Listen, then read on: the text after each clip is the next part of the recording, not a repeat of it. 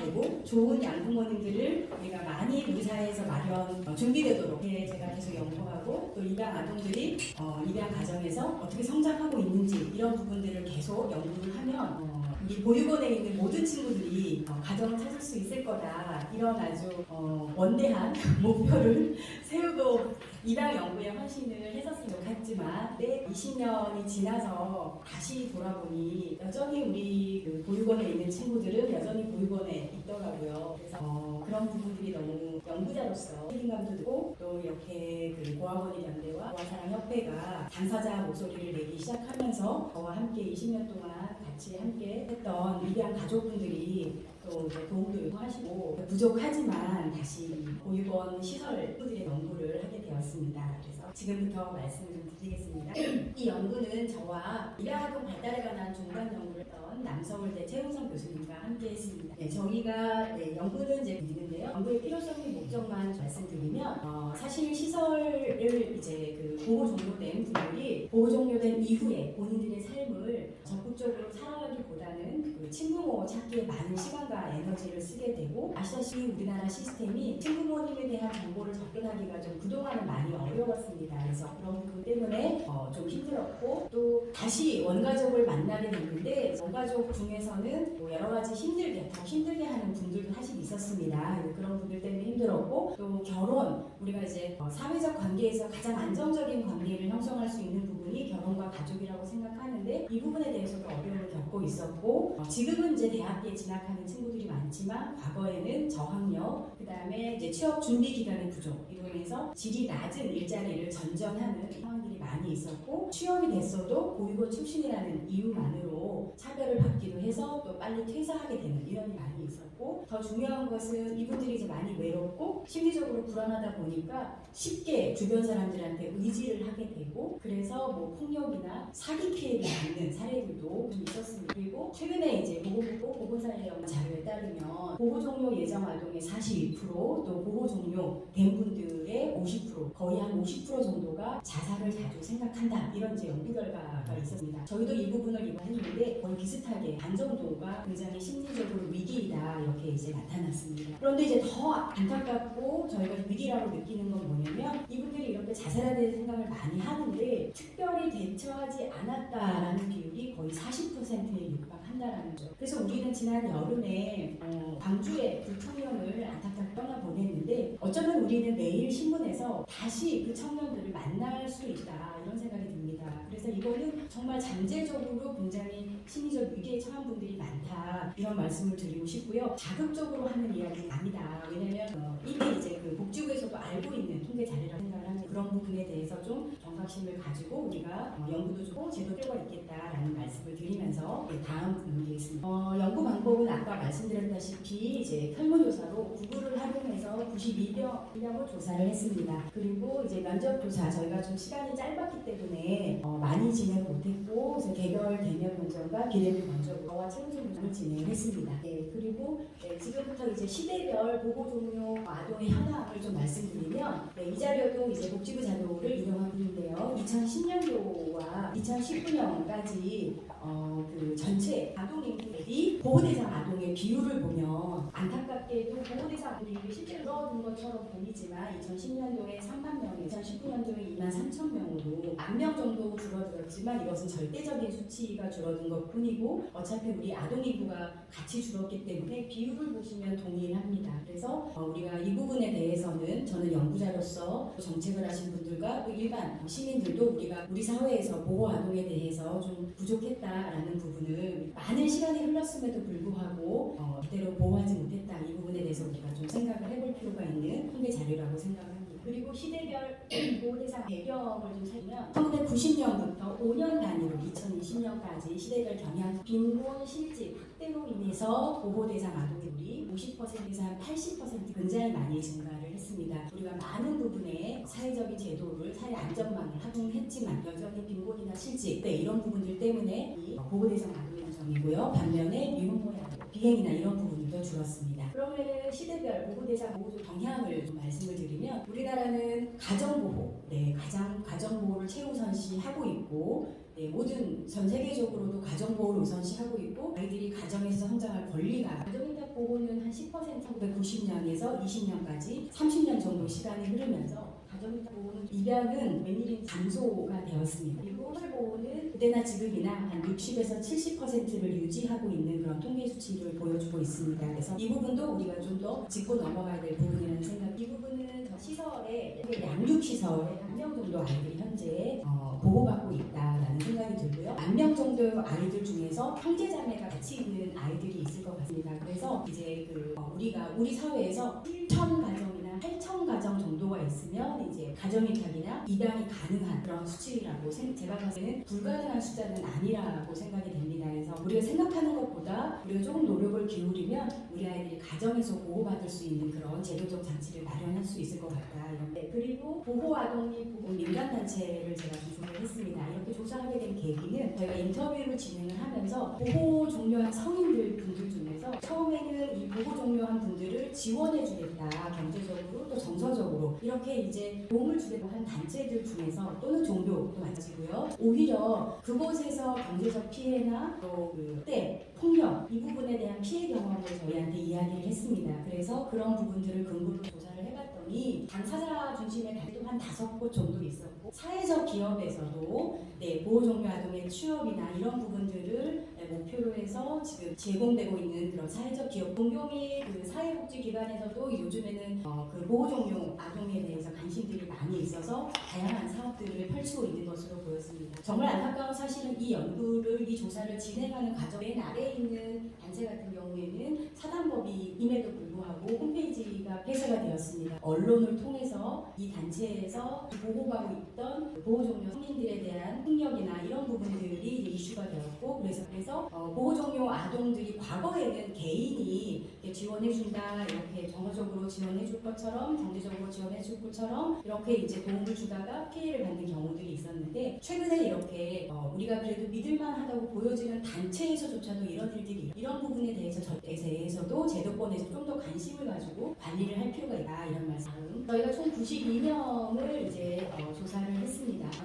그리고 이제 여러 가지 이들의 특성들에 대해서는 저희가 1페이지부터 이제 저와 최우선 교수님의 그 논문에 잘 정리가 되어 있고요. 오늘은 좀 역사 중심으로 연령별 비교만 중심으로 말씀을 드리도록 하겠습니다. 월 소득과 주거 같은 경우에는 다행히도 저희가 31세와 30세까지로 이렇게 분류를 했는데 30세를 전후로 해서 분류를 했는데 연령이 높은 분들이 그래도 월소득이 높았고 주거 같은 경우에도 정부 지원을 받지 않고 본인 소유인 경우가 높았습니다. 감사한 일이죠. 그런데 31세 이상이라고 해도 월소득 200만 원 이상 최저임금이죠. 200만 원 이상이 25%, 기초생활 수급자와 월 100만 원이 되는 분들이 한 40% 정도가 되었습니다. 이러한 수치는 30세 미만보다는 안정적이라고 해도 여전히 우리 사회에 낮은 계층에 속한다라는 것을 우리가 확인할 수 있고 31세 이상 같은 경우에도 여전히 정부 지원의 집이나 또는 지인의 집에 머무르는 경우들이 높았습니다. 여전히 좀 힘들다 이렇게 말씀을 좀 드리지만 다만 저희가 이 모든 자료는 고아원의 연대의 회원과 고아원의 연대 회원이 추천하신 분들을 대상으로 조사를 했기 때문에 전국에 계신 모든 보호 종료 성인들을 대표한다고는 말씀고 아마도 많은 분들이 우리 사회에 적응해서 잘 살고 있을 거다라고 희망에 찬 기대를 해보면서 그러나 여전히 힘든 분들이 있다라는 것도 잊지 않았으면 좋겠습니다. 다음은 이제 연령별 부모 및 사회적 관계에 대해서 비교를 해봤는데요. 부모와 연락 여부, 시설 종사자와의 관계, 도움을 요청할 수 있는 사람 등의 변수에서 두 집단 간의 차이가 발생을 했습니다. 두 집단 모두 부모와 연락하지 않는 비율이 높았는데요. 그런데 30세 이하가 그래도 부모님과 연락하는 비율이 높고 이런 경향성은 과거와는 다르게 부모님이 있는데 시설에 아이를 맡기는 비율이 높다라는 보고 배경과도 연결되어 있는 분이라고 합니다. 그리고 이제 연락을 하지 못하는 이유에 대해서는 연락처를 모르는 경우도 있었지만 보호 종료 성인과 부모 간에 원치 않는 그런 경우도 좀 많이 있었습니다. 우리가 생각할 때 이제 성인이 되고 나면 뭔가 하면 또 행복한 가정을 다시 이룰 것 같지만 또 현실은 그렇지 않다라는 것을 보여주는 시설 종사자와의 관계는 최근에 들어서는 그래도 좀 과거보다는 관계가 좋아졌다. 이런 부분들은 어쨌든 우리 정부와 사회복지 종사자들이 노력합니다. 도움을 요청할 수 있는 부분에서도 30세 이하는 비시설 친구나 또는 시설 종사자 이렇게 요청할 수 있는 분들이 좀 많았어요. 반면에 31세 이상은 좀 도움을 요청할 수 있는 분들이 좀 적게 나타난 분이 좀 많다면 시설 친구에나 없다 이렇게도 답한 분들도 많이 있어요. 그리고 이제 이 부분 우리가 좀 주목해서 이제 봐야 될 부분인데요. 있는데요. 연령별 자아존중감과 집 상태를 좀 비교를 했습니다. 두 집단이 총 92명이었고 48명, 44명으로 5집단 자체는 좀 작습니다. 그 부분에 대해서 여러분들이 좀 하셔가지고 설명을 들으시면 좋겠습니다. 자아존중감과 사회적 관계, 또 주관적 삶의 상태, 집 상태 등을 살펴보았는데요. 사회적 관계에서만 두 집단 있었습니다. 매우 안타까운 사실이고 오히려 최근에 퇴소한 친구들이 관계에서 더 점수가 높게 나타났습니다. 그래서 전반적으로 최근에 30세 미만에 있는 분들은 그래도 시설에서 나름대로 그걸 좀 잘 받았다 이렇게 이제 말씀드리고 있겠고 오히려 고연령인 분들이 굉장히 힘든 삶을 살아가고 있는 것으로 나타났습니다. 그런데 자아존중감 10점 만점이고 주관적 삶의 상태와 자립 상태는 10점 만점인데요. 주관적 삶의 상태 그다음에 자립 상태는 두 집단과 차이가 없었고 10점 만점에 평균 5점이 안 돼 10점대에 머무르고 있습니다. 이거는 굉장히 좀 그 연령이 낮은 집단과 높은 집단 모두 굉장히 힘들게 살아가고 있다는 것을 보여주는 건 통계 결과라고 말씀드렸어요. 그리고 이제 저희가 이제 학대 및 피해 경험에 대해서 조사를 해봤습니다. 자살 생각에 대해서는 앞서 말씀드린 이전의 연구와 동일한 결과 50%가 이 자살에 대해 생각하는 부분인 것 같아요. 학대 피해 경험에서는 예상하다시피 31세 이상이 훨씬 더 피해가 높다라고 하고 있고 또 시설 보호 중에 선후배나 친구의 경험도 마찬가지로 31세 이상이 30세 미만보다 그리고 학교 및 직장에서 피해도 31세 이상이 높게 나타났습니다. 이러한 결과는 우리가 여전히 보육원에 많은 친구들이 보호받고 있고 전체 아동수 대비 그 비율이 줄어들지 않고 그리고 보호 방법에서 가정보호는 오히려 줄어들었고 보육원 시설보호는 유지되고 있는 이런 상황에 대해서는 숫자적으로 봤을 때 굉장히 안타까고 저희가 제도적으로 미비했다라고 말씀드릴 수가 있지만 이러한 결과들은 현재 보육원이 그래도 좋아지고 있다 이런 부분은 좀 말씀드릴 수가 있을 것 같아요. 네, 그리고 가족에 의한 피해도 사실은 좀 많이 있었습니다. 마찬가지로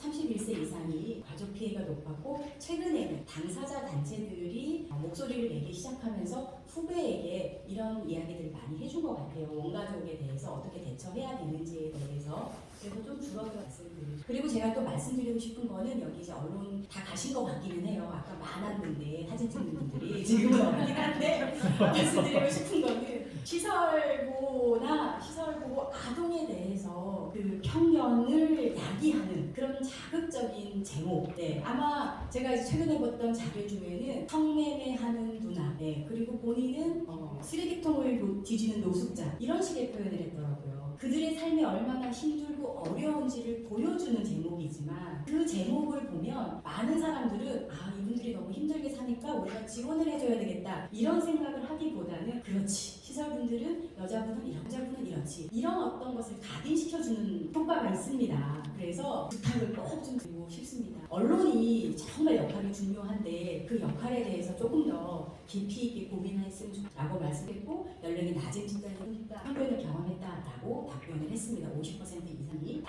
그리고 또 이것이 우리의 또 아동복지의 현실을 보여주는 단체입니다. 배터리 연결합니다.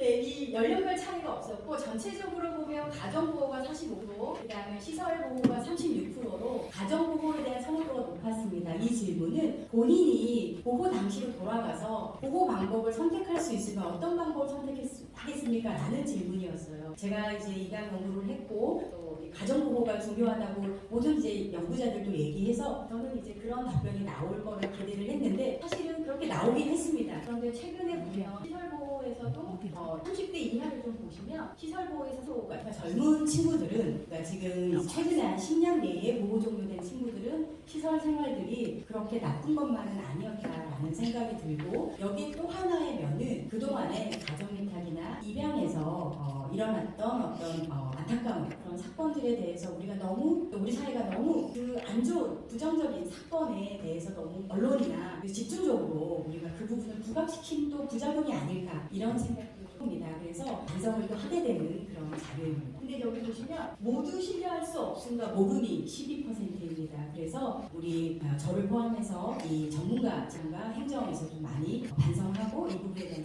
제도 보완이 필요하다고 저희가 면접조사는 여성 6분, 남성 5분, 20대 5명, 30대 3명, 40대 2명, 50명에서 총 11명을 직접 인터뷰를 했습니다. 저희가 이제 그 자세한 면접에 대한 그들의 삶에 대한 그 생생한 경험들에 대해서는 이 논문을 참고하시면 되고요. 연령별로 뭐냐면 전 연령 공통적으로 원가적 분리로 인한 심리적 불안이 지속되고 있다라는 분이고요. 이 문제는 친부모를 찾기까지 또 찾았다고 해도 해결되기가 좀 어려운, 나이가 든다고 해결되는 이슈는 아니었다라는 말씀 드리고 싶고요. 집단 보호는 여전히 안전성은 확보될지 모르지만 학대는 일어나지 않고 삶의 질이 어느 정도 확보된 것은 분명하지만 집단 보호는 개별적인 아동의 특성과 고려되지는 못했다. 최근에 퇴소한 친구도 비슷한 이야기를 보이고 보호 종료 이외에 여전히 사회 정서적인 지지 체계가 부족하다. 이분들은 나이가 어린 친구나 나이가 드신 50대에도 제가 이제 남성분을 인터뷰를 했는데 그 경우에 멘토나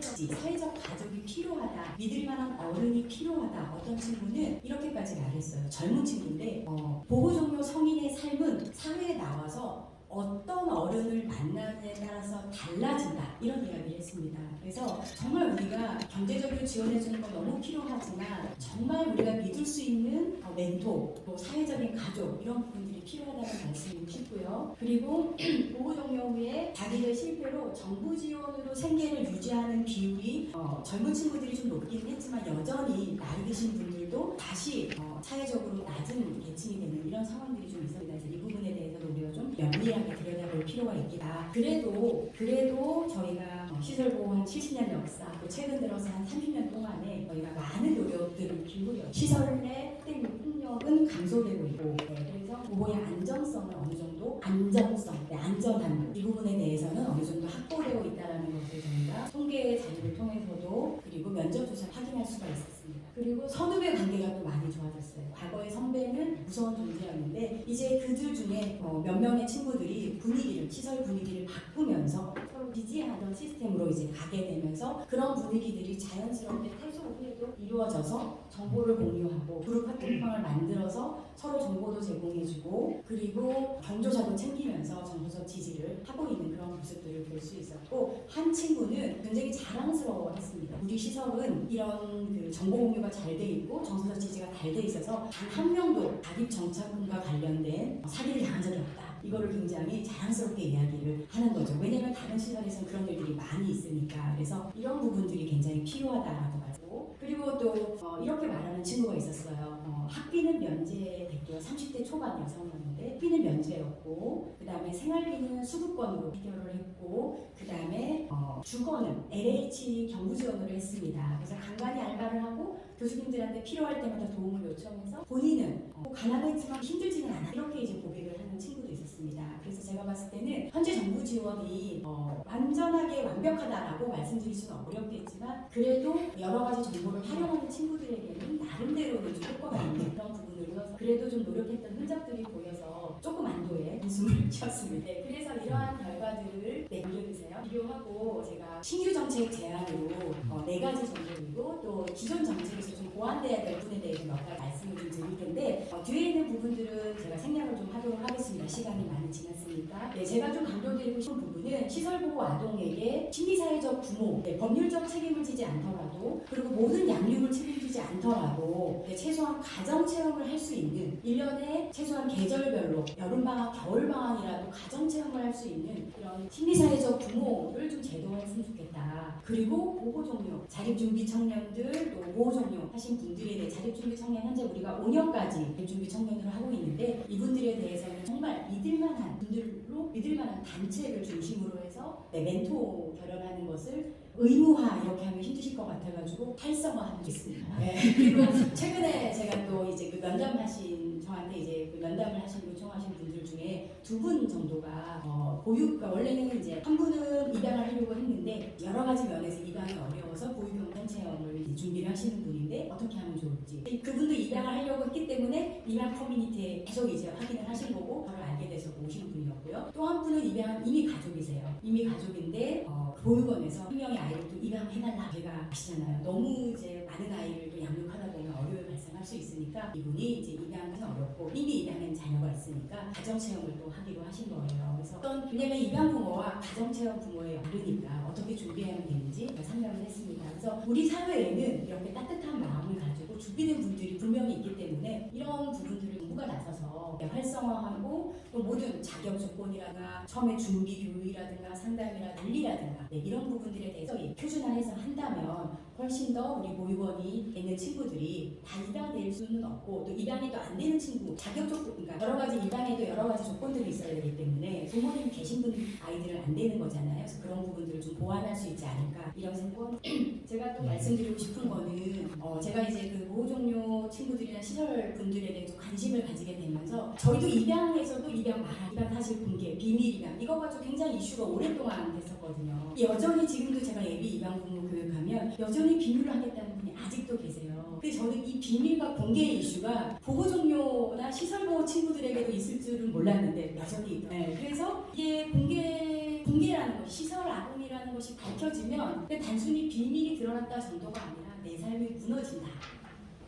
이거는 뭐 어떻게 표현할 수 없다 이렇게 얘기를 하더라고요. 우리가 왜 그들에게 본인이 시설에서 생활한다라는 이유만으로 그것이 공개됐을 때 삶이 무너지는 경험을 하게 만드는 건 우리잖아요. 그래서 근데 거기서 가장 중요한 아이들이 가장 먼저 부딪히는 게 학교거든요. 그래서 학교에서 이 부분에 대해서 제대로 아이들에게 대처할 수 있도록 그리고 학교의 분위기가 확산되는 것이 우리 아이들이 1차적으로 편안할 수 있는 부분이라는 걸 제가 이제 깨달았고 우리 보아사랑협회와 함께 보호아동 이해교육을 의성당 회장님하고는 저하고 이제 같이 이제 연구를 했는데 안타깝게도 이성남 강학사님만 한 곳에 가서 하셨어요. 영천초등학교에 본인 관내에서 이렇게 하셨고 저희는 계속 노력을 했습니다. 서울시에도 부탁을 했고 여러 가지 노력을 했지만 못했어요. 그래서 이 부분이 그래서 그 최소한 우리 아이들이 가장 많은 시간을 보내고 우리 아이들이 또래 집단이 너무 중요하잖아요. 그렇죠? 그래서 이 또래들에게 아직 교육시키는 건 힘들고 교사들이 특히 담임교사와 상담교사들은 보호아동에 대한 이해가 좀 있어야 되겠다. 그래서 이 아이들이 편안하게 자기 걸 오픈할 필요는 없죠. 필요할 때는 오픈해도 된다라는 거. 그리고 그 오픈했을 때 주변 학생들이나 교사들의 반응, 선생님들도 좀 반응이 많이 좋아졌지만 여전히 좀 당황스러운 분들이 있어요. 그런 당황스럽게 하는 우리 아이들 그런 부분들에 대해서 부탁을 좀 드리고 있습니다. 그래서 우리 아이들이 본인이 시설에서 생활하지만 그거 자체가 어떤 비난이나 평가나 불쌍함의 대상이 되는 것이 아니라 당당하게 살아갈 수 있도록 그런 분위기를 만들어주는데 교사력 중요해서 이 부분을 좀 부탁을 드리겠습니다. 다음 그리고 자조몬인데요. 과거사 아까 말씀하셨지만 그 부분은 그 부분대로 진행을 해야겠지만 현재 이미 연령이 되신 분들 중에 여전히 외롭고 힘들게 살아가는 분들이 있고 그들이 의지할 곳이라고는 보아버리 연대나 보아사랑협회가 없는 거죠. 그래서 이분들이 우리가 이제 과거에는 다들 힘들었어요. 그러니까 뭐 그때 다 힘들었으니까 뭐 이렇게 이제 말씀하시는 저희도 좀 할 말은 없긴 한데 우리가 어쨌든 시대가 많이 변했고 역사가 많이 변했고 우리가 나름대로 좀 살기 좋은 나라가 됐잖아요. 그래서 그분들 그때 우리가 잘 못해줬고 지금도 여전히 잘 살고 있는 분들은 괜찮지만 그렇지 못한 분들을 위해서 자조집단 모임을 좀 하는 지금이라고 그래서 그분들이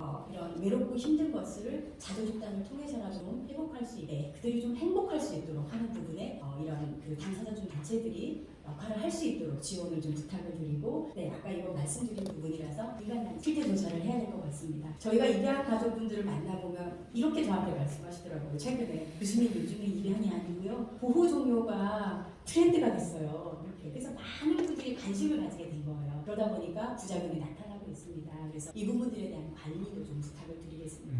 다음은 제가 한 5가지 말씀드렸는데 여기 첫 번째 한 가지만 좀 말씀을 드릴게요. 지금도 이미 하고 있지만 자기 준비 교육을 할 때 가족의 의미에 대해서 저희가 보시면 아시겠지만 기혼 가정 한 분이 있는데 그 가정 같은 경우는 딩크족이에요. 아이를 낳지 않아요. 그리고 한 분은 위장 결혼하시고 300만 원 받고 이렇게 이혼하셨대요. 한 분은 사실혼 관계를만 했어요. 왜냐면 정부 지원이 끊기고 그리고 남편이 정부 지원금보다 믿을 수가 없는 거죠. 남편의 경제력도 믿을 수가 없고 그리고 과연 내가 계속 가족생활 유지할까? 이런 어떤 정서적인 부분으로 결국은 사실혼 관계를 유지하고 결별하게 되는 이런 상황들이 있더라고요. 저희가 30대 연령이 높은 분들은 6살에밖에 안 해서 말씀드리긴 좀 곤란하지만 근데 좀 일반적이지는 않았다라는 말씀을 좀 드리고 싶습니다. 그래서 모든 분들이 그런 건 아닌데 모든 분들이 그런 건 아니니까 절대 편견은 하시고요. 그런 사례들이 있으니까 우리가 이 부분을 짚습니다. 그리고 경제 피해 사례에 대해서도 자립지원 교육을 할 때 우리 아이들에게 꼭 경제 피해 자립 정착금이 나오고 LH 주거가 나오는 것이 아이들에게 굉장히 좋은 부분인데 자립 정착금 때문에 몰려드는 분들이 있더라고요. 나쁜 마음으로. 그리고 LH 주거가 있으니까 가출팸들이 또 몰려들더라고요. 그 가정에. 왜냐면 어른이 없으니까. 그 피해를 보고 제가 한 사례는 자기 경상도에 살다가 피해서 인천으로 온 거예요. 그 자기 LH인데 친구들이 안 좋은 친구들이 들어오는 그분들은 그 안 좋은 분들은 시설보호도 심지어 아닙니다.